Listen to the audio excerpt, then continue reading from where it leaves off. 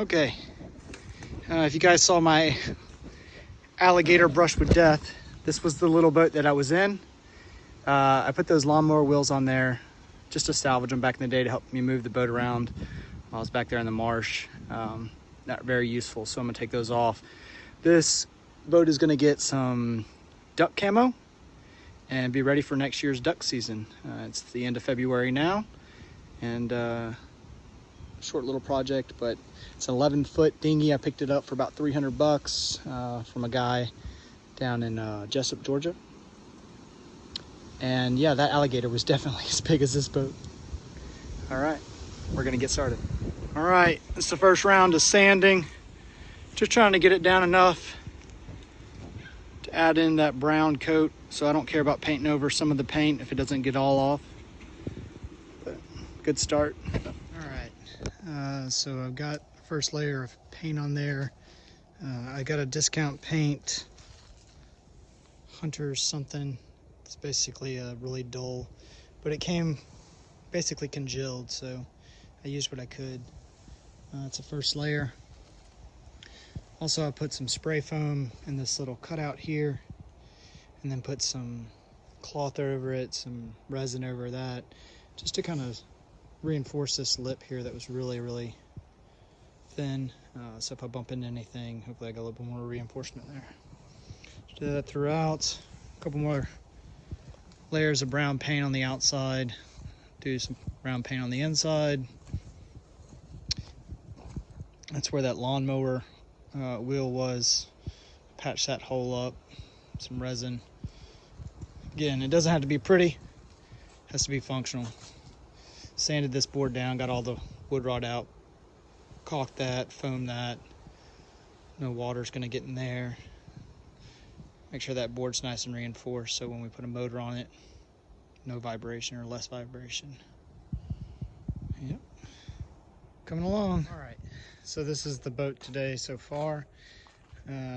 Some good news and bad news. This paint that I got from Bass Pro was on sale. The pints were originally like 24 bucks, 25 bucks. I got them for $12.88. As you can see, I don't think it was supposed to come like that. So that paint had set up. So I took the lemons and turned the lemons into lemonade, or put them in my sweet tea, however you do it. And I took it after the second coat and just kind of ran it along the sides, not the bottom because I want that to be slick, but on the sides. I mean, I'm looking for a dull, muddy look anyways. The color's called mud.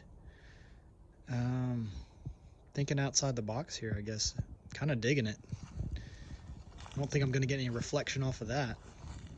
We'll just see if that stuff holds up, but it's kind of like clay, and it just molded in there. And I filled in some gaps where that fiberglass was, ran that through there.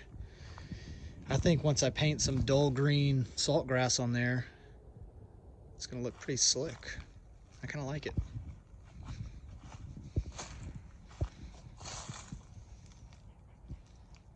I guess if I'm ever washing the boat, I won't know if I'm washing off mud or paint. All right, so a couple more coats. Flipped it over, started the inside, ran short on the brown paint, had a little bit of black paint, mixed that. So you get a little bit darker hue on the top. Eventually I'll get down to the bottom stuff, but since the inside's gonna be relatively plain, I'm gonna go ahead and start some stenciling. Basically, I came over the stuff that I was applying as mud. I put another coat over that just to kind of seal up those little chunks.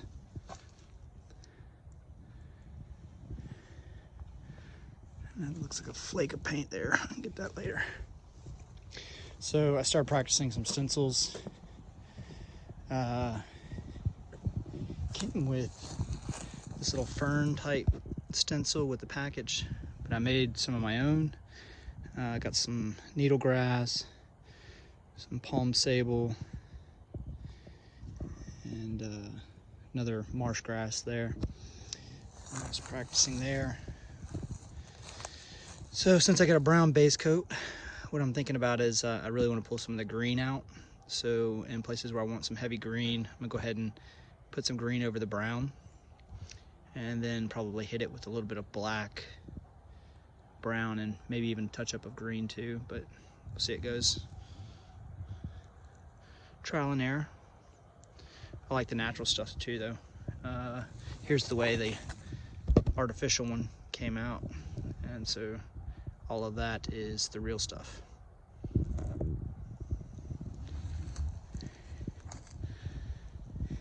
Here we go. Okay, this is what I ended up with.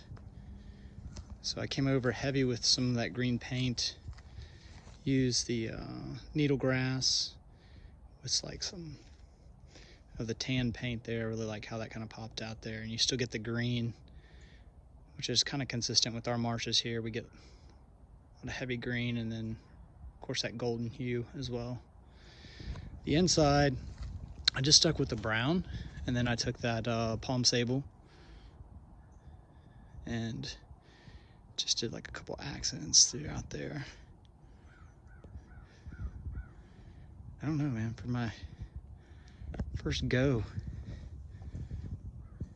I like the little, if you remember those little clay accents or those little mud accents I threw in there, kind of gives it some textured look, which I think is kind of cool.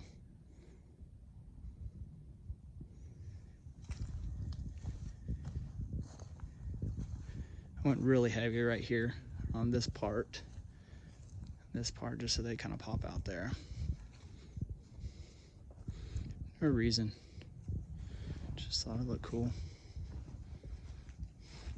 That was my practice board. I just figured since the motor's going there, I could just mess that up if I needed to, so did all different kinds of colors there.